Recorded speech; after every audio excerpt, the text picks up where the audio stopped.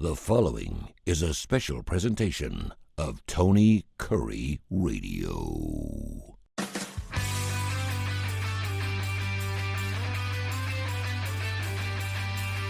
Mission Mind to keep in mind your mission, your mission, your mind. You just heard that show on our network of Tony Kurre radio stations coming soon to a terrestrial station 101.1 The Truth starting in March. We have another show called Bite by Bite, which is specific to the Heart of Alabama Food Bank. I had heard something through you since 2020 when we had 17 million folks on food stamps and or SNAP to now 42 million, which is almost triple. Why is that, and what's going on with that number?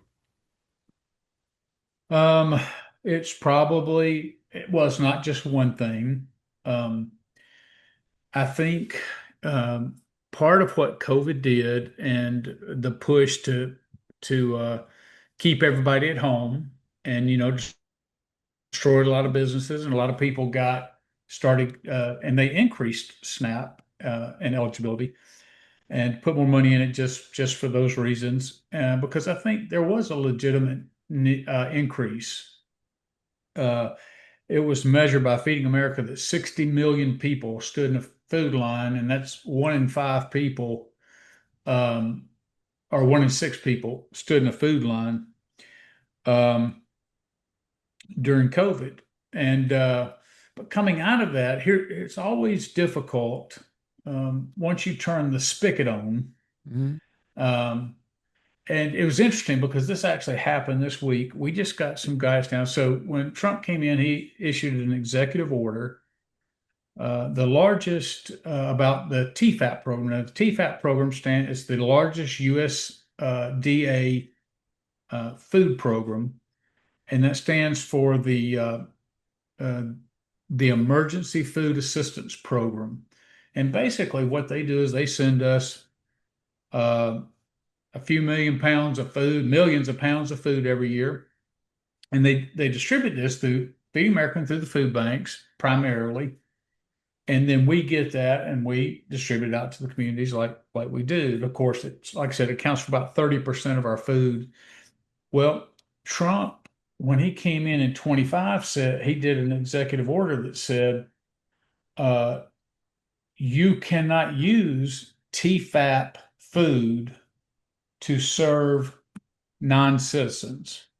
Now, so just to give people a perspective, if 30% of our food comes from USDA and the rest comes from donations, which is 60%, and then we can purchase 10%, he's not saying we can't issue donated food or whatever to non-citizens. Yeah. That's not really something that can be governed, but if it comes from the government, you have to take it good or bad with the rules of the government. Yeah. So here, it's been a year since that executive order came out. And so there was so we have a state plan as the food comes down, and there's some funding that comes with it that helps us. So every state has a state plan, and in that state plan, over the years, what's happened is they've just removed any sort of accountability. Because it's a little bit like how they're talking about you need a voter ID, and people are saying, oh, you make it too hard for people, they can't get it, which nobody can really understand. Everybody's got to have an ID. To be on SNAP, you have to have an ID. And sure. So anyway, but what they ended up saying was, because we don't want somebody, and I get it, we don't want somebody who's hungry coming to you, but doesn't have ID or can't prove. I mean, it's a pretty degrading process to prove that you're poor enough to qualify. Sure. So the USDA came up with this very simple affidavit that you sign, and basically it has on here, you put your name and address, but you don't have to prove it. You're just attesting to it. And it says, here's the poverty level, and it shows with 1 child, 2 child, 3 child. All right, this is what it is, and that you are certifying that you are under that level. Okay, so that's all you have to do. You don't even have to show an ID at all. You just walk up and you say, this is my name, and do it. Well, that opens the door up to widespread fraud. And Well, we've seen this being lived out in all the government programs because, again, the heart's in the right place. I'm not I'm not trying to get an accusation of anybody trying to commit fraud. What I'm saying is when you put government resources out there but very little accountability, it's just going to happen. So more and more people then start applying for and come get food and all that. I'm gonna loop this back around to the SNAP. Just say, so the new guidance was you can't do that. Well, now we have to change the plan. And when I got that down from the state, I'm like, well, there's no mechanism. We're not allowed to ask people for their ID or anything. How do we know if they're citizens or not? sure. So now everybody's got to figure that out. And um, all of that uh, feeds into the idea of how SNAP, because a lot of the blue states, I'm not saying only blue states, but a lot of the blue states have signed up people for SNAP that they know for a fact are not qualified to be on SNAP. Yeah. Because they're not requiring their ID as they should. Mm-hmm. Because here's what happens: the government puts it out. I mean, the federal government puts out a standard and says, "Okay, states,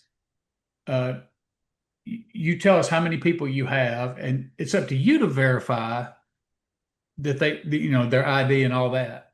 Well, then all of a sudden you have this huge inflation from the blue states all of a sudden, when we know that the population has decreased in these states. So what are you left to conclude by that? Well, the one way you could prove it is for states to turn over your rosters and verify that there's not duplication, there's no. Yeah. Right now, the blue states are refusing to do that. The red states are. Now, I think it would be, you would find if all the blue states would turn over their rosters, I think you would find literally millions of people.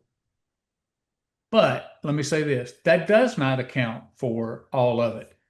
Because since COVID, there was, up under Biden, and it's coming down. But we got it so high in inflation and groceries shot through the roof, as you know, every time you go in there. So you have a hardworking family.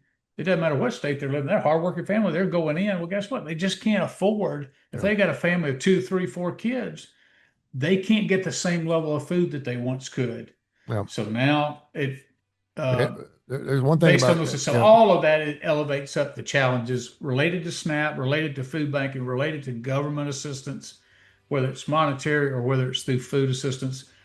All of that plays into it. And we're trying to do right by taxpayer dollars. I feel very, very, but I also want to show the proper compassion for those in need and want to create a dignified process, because it's very important that we show compassion to those who are challenged right now. So it's a difficult line to walk sometimes. This is Bite by Bite.